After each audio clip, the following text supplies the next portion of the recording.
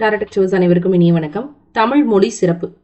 தமிழ் மொழி அப்படின்றது அதனுடைய சிறப்புகளை பத்தி நம்ம இன்னைக்கு பார்க்க போறோம்.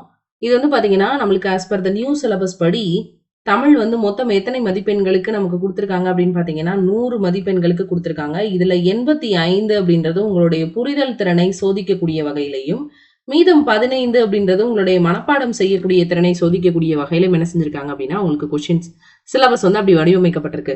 5 அலகுகளாக என்ன செய்யப்பட்டிருக்கு அப்படின்னா பிரிக்கப்பட்டிருக்கு. என்னென்ன அலகுகள் அப்படின்னு பாத்தீங்கன்னா முதல்ல கொடுத்திருக்கக்கூடியது இலக்கணம் அப்படின்ற ஒரு டாபிக். அதுல இருந்து மொத்தம் எத்தனை கேள்வினா 25 கேள்விகள் நமக்கு கேட்கறாங்க. அடுத்ததா கொடுத்திருக்கக்கூடியது சொல்லுல இருந்து ஒரு 15 வினாக்கள் வந்து நமக்கு என்ன செய்யறாங்க அப்படின்னா கேட்கறாங்க. எழுதும் திறன்ல இருந்து ஒரு 15 கேள்விகள் நமக்கு என்ன செய்யறாங்க அப்படின்னா கேட்கறாங்க. அதே மாதிரி கலை சார்ந்த சொற்கள்ல இருந்து 10, வாசித்து புரிந்து கொள்ளும் திறன்ல 10, எளிய மொழிபெயர்ப்பு 5, அதுக்கப்புறம் இலக்கியம் மற்றும் உரைநடையில இருந்து ஒரு 15 வினாக்கள் என்ன செய்யறாங்க அப்படின்னா கேட்கறாங்க. இப்ப இந்த நம்ம இலக்கண பகுதிகள்ல இருந்து என்ன செய்ய போறோம் அப்படின்னா இன்னைக்கு நம்ம பார்க்கக்கூடிய டாபிக் பேசிக்ஸ்ல இருந்து நம்ம என்ன செய்ய போறோம் அப்படின்னா பார்க்க போறோம். சரி, தமிழ் மொழி எத்தனை ஆண்டுகள் பழமையானது? தமிழ் மொழி 6000 ஆண்டுகள் என்ன செய்யப்படுது அப்படின்னா பழமையானது. இந்த தமிழ் மொழியை பத்தி நம்ம உரைநடை பகுதிகளே நிறைய என்ன செஞ்சிருப்போம் அப்படின்னா படிச்சிருப்போம். தமிழ் 6000 வருடங்கள் பழமையானது, தமிழ் இலக்கிய வளமுடையது, தமிழ் மிகவும் பண்பட்ட மொழி அப்படின்னு சொல்லி இதே நிறைய அறிஞர்கள் என்ன செஞ்சிருப்பாங்க அப்படின்னா மேற்கோள் காட்டிருப்பாங்க. இதை வந்து பழைய புத்தகங்கள்ல பாத்தீங்கன்னா கபில் சுவலமில் அப்படிலாம் அவர் வந்து அதை சொல்லியிருப்பாரு. தமிழ் வந்து மிகவும் பண்பட்ட மொழி, அது தனக்கே உரிய இலக்கியங்களை பெற்றிருக்கும் அப்படின்லாம் சொல்லியிருப்பாரு. அந்த தமிழுக்கு என்னென்ன பேர்லாம் இருக்குன்னு பாருங்க. பழமையான மொழி, பண்பட்ட மொழி, தேனினும் இனியது, தமிழ் என்றால் எளிமை, தேனின் இனியனர் செந்தமிழ் மொழியே, தென்னாடு விலங்குற திகழுந்தென் மொழியே அப்படின்னு சொல்லி நமச்சிவாயர் எழுதியிருக்கக்கூடிய ஒரு பாடலே இருக்கும். தமிழ் என்றால் அழகு என்று பொருள். முருகன் அப்படின்னாலும் அழகுன்னு தான் பேர். தமிழ் என்றால் அமிர்தம், தமிழின் இனிமையான எளிமையான மொழியாக விளங்குகிறது அப்படின்னு சொல்லி சொல்றாங்க. எத்தனையோ மொழிகள் உலகில் தோன்றியுள்ளன. கால வெள்ளத்தை கடக்க முடியாமல் எத்தனையோ மொழிகளும் அழிஞ்சு போயிருச்சு. உலகில் மிக பழமையான மொழிகள்னு பாராட்டப்படுறது லத்தீன், கிரேக்கம், எபிரேயம், சீனம், சமஸ்கிருதம், தமிழ், இந்த 6 மொழிகள். இதுல லத்தீன், கிரேக்கம், எபிரேயம்லாம் இன்னைக்கு வழக்கத்திலே கிடையாது. அதே மாதிரி சமஸ்கிருதம் பேச்சு வழக்குல குறைஞ்சிருச்சு. எஞ்சி இருக்கிறது 2 தான். அதுல ஒண்ணு தமிழ், இன்னொன்னு சீன மொழி. தமிழ் மொழி அழியாத மொழியாகிய சிதையாத மொழியாக அன்று முதல் இன்று வரை ஒரே நிலையில் உயிர்ப்புடன் வாழ்ந்துட்டு இருக்கு அப்படின்னு சொல்லி சொல்றாங்க. சரி, இப்ப தமிழ் மொழிக்கு என்னென்ன சிறப்பு பெயர்கள்லாம் இருக்குன்னு பார்க்கலாம். செந்தமிழ் பிரிச்சு எழுதணும்னா என்ன வரும்? செம்மை கூட்டல் தமிழ், பண்பு தொகை. பைந்தமிழ் பசுமை கூட்டல் தமிழ், பைந்து கூட்டல் தமிழ்னு போட்டக்கூடாது, பசுமை கூட்டல் தமிழ் தான் என்னது பைந்தமிழ். அருந்தமிழ் அருமை கூட்டல் தமிழ், நறுமை நறுமணமிக்க. தீ கூட்டல் தமிழ், தீந்தமிழ். தீ அப்படின்னா என்னது அப்படின்னா இனிமையான. முத்தமிழ், ஒண்டமிழ் ஒன்மை, தன்மை கூட்டல் தமிழ், குளிர்மையான. வன்மை கூட்டல் தமிழ், வள்ளல் தன்மையுடைய தமிழ். தெளித்தமிழ், இன்றமிழ், தென்றமிழ், நற்றமிழ், தெய்வ தமிழ். இதெல்லாம் என்னது அப்படின்னா தமிழுக்கு இருக்கக்கூடிய பெயர்கள். மூவா தமிழ், தமிழுக்கு வயதே ஆகாது, மூப்பே கிடையாது, கன்னி தமிழ் அப்படின்னு பல பெயர்களால சிறப்பாக என்ன செய்யப்படுது அப்படின்னா அழைக்கப்படுது. தமிழ் அப்படின்றது அலுவலக மொழியாக எப்ப அங்கீகரிக்கப்பட்டிருக்கு அப்படின்னு பாத்தீங்கன்னா ஜனவரி 14, 1958 வருடத்தை என்ன சொல்றாங்க அப்படின்னா அன்னைக்குதான் தமிழ் அலுவலக மொழியாக மாறுச்சு. தமிழ் செம்மொழியாக அறிவிக்கப்பட்ட ஆண்டு 2004. அடுத்ததா இப்ப நம்ம இந்த இலக்கணம் அப்படின்றது எங்கெங்க இருந்தெல்லாம் நமக்கு இலக்கண நூல்கள், தமிழ்ல நமக்கு தெரிஞ்ச இலக்கண நூல்கள் அகத்தியம். அகத்தியம் அப்படின்னு சொல்லும் போது அகத்தியருடையது தொல்காப்பியர். அகத்தியருடைய மாணவர் தான் யாரு? தொல்காப்பியர். அடுத்து நன்னூல். இந்த 3 நூல்களும் இலக்கண நூல்கள் அப்படின்னு சொல்லியிருக்காங்க. இது இல்லாம நிறைய வந்து இலக்கண நூல்கள் வந்து இருக்குது. வீரமாமுனிவருடைய இலக்கண குட்டி தொல்காப்பியம் அப்படின்னு சொல்லுவாங்க. இதெல்லாம் வந்துட்டு நிறைய இலக்கணத்தை பத்தி பேசக்கூடிய நூல்கள். அதே மாதிரி அணி இலக்கணத்தை பத்தி பேசக்கூடிய நூல்களும் இருக்கு. தண்டி அலங்காரம், மாறன் அலங்காரம், குவளை ஆனந்தம், இந்த மாதிரியான நூல்கள்லாம் இருக்கு. இந்த அகத்தியம் அப்படின்ற நூலை இயற்றியவர் யார் அப்படின்னா அகத்தியர். அகத்தியர் இயற்றியமையால இதுக்கு பேரு அகத்தியம் அப்படின்னு சொல்லப்படுது. அகத்தியர் காலத்தால தொல்காப்பியருக்கு மூத்தவர். சரிங்களா? அகத்தியருடைய மாணவர் தான் யாரு? தொல்காப்பியர். தொல்காப்பியருக்கு மூல நூல் என்னது? தொல்காப்பியம் எழுதுறதுக்கு மூல நூல் இது அகத்தியம். இந்த நூல் முழுமையாக கிடைக்கப்படல. இந்த நூல்ல 1200 சூத்திரங்கள் இருந்ததாக சொல்லப்படுது. சரி, இது எந்த சங்கத்தை சேர்ந்த நூல் அப்படின்னு சில விஷயங்கள் நம்ம என்ன செய்வோம் அப்படின்னா பார்த்து வச்சுக்கணும். நமக்கு கிடைத்திருக்கக்கூடிய தமிழ் நூல்கள்ல காலத்தால் மிக பழமையான முதல் இலக்கண நூல் தொல்காப்பியம். நம்ம அகத்தியம்னு போட்டோம்னா தப்பு. நமக்கு கிடைச்சிருக்கக்கூடிய தமிழ் நூல்கள்ல காலத்தால் மிக பழமையான முதல் இலக்கண நூல் தொல்காப்பியம். இதனோட ஆசிரியர் தொல்காப்பியர். இந்த தொல்காப்பியமும் எப்படி திருக்குறள், அறம்பொருள், இன்பம்னு 3 பால்களாக பிரிக்கப்பட்டிருக்கோ அதே மாதிரி எழுத்ததிகாரம், சொல்லதிகாரம், பொருளதிகாரம் என்று 3 அதிகாரங்களை கொண்டதான் எது அப்படின்னா அந்த தொல்காப்பியம். ஒவ்வொரு அதிகாரத்திலையும் 9 இயல்களாக மொத்தம் 27 இயல்கள் இடம்பெற்றிருக்கு. அடுத்து தொல்காப்பியத்துக்கு பல உரை எழுதியிருக்காங்க. அதுல நச்சினார்க்கினியரோட உரை தான் சிறந்ததுன்னு சொல்லுவாங்க. அவர்களுள் பழமையான உரையாசிரியர்கள் இளம்புறனார், நச்சினார்க்கினியார், கல்லாடனார், சேனாவரையார், தெய்வ சிலையார், பேராசிரியர். இவங்க எல்லாருமே தொல்காப்பியத்துல பல அறிவியல் கருத்துக்கள் நிறைந்திருக்கு அப்படின்னு சொல்லுவாங்க. குறிப்பாக பிறப்பியல்ல எழுத்துக்கள் பிறக்கக்கூடிய இடங்களை உடற்கூறியல் அடிப்படையில விளக்கி இருப்பதை அயல்நாட்டறிஞர்களும் விளைந்து போற்றாங்க அப்படின்றது ஒரு சிறந்த சான்று.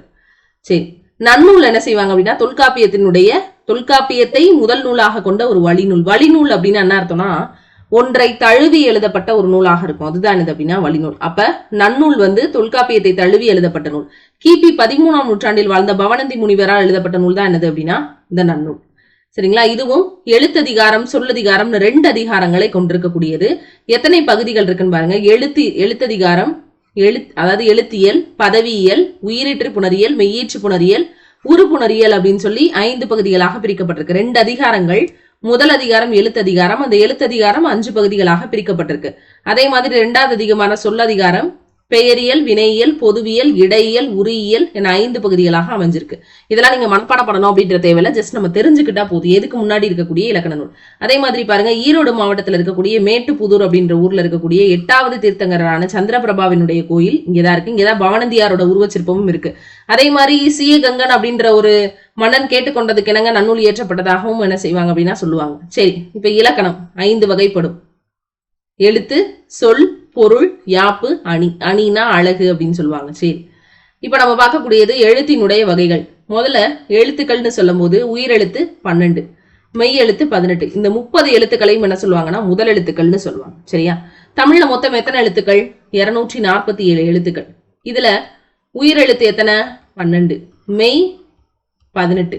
இது ரெண்டையும் பெருக்குனீங்கன்னா வரக்கூடிய 216 எழுத்து என்ன எழுத்து அப்படின்னா உயிர்மெய் எழுத்து.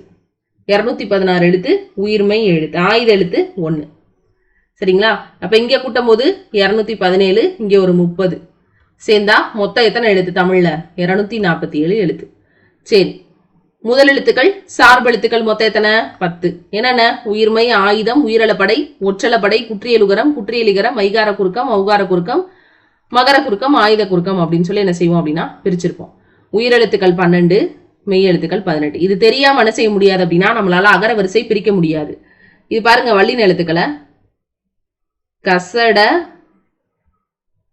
தபர, இங்க இருக்கு ரா, கசட தபர வல்லினம்.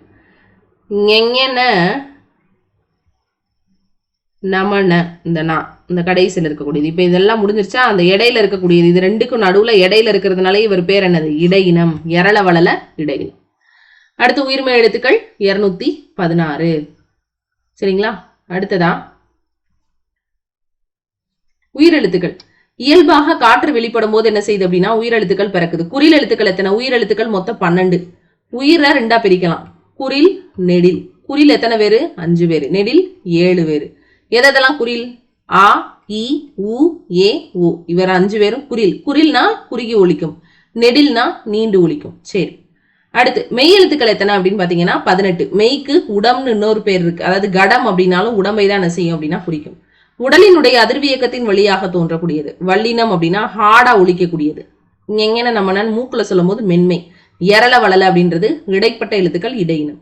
மொத்தம் 18 மெய் எழுத்துக்கள். சரி, இப்போ உயிர் 12 மெய் 18 சேர்ந்த 30 எழுத்துக்கள் முதல் எழுத்துக்கள்னு சொல்லுவோம். இது ரெண்டையும் நம்ம பெருக்கலா சொல்லும் போது 216 எழுத்துக்கள். எப்படி சொல்றீங்க அப்படின்னா இங்க ஆனாவனா இருக்கு, இங்க இக்கு இஞ்சு, இக்கு இங்கு இருக்கு.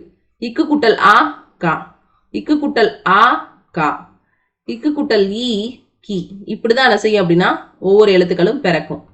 அப்ப இந்த பக்கம் கீழே 18, இந்த பக்கம் ஒரு 12. அப்ப 18 × 12 எழுத்துக்கள் 216 எழுத்துக்கள். அதான் இங்க கொடுத்துருக்காங்க.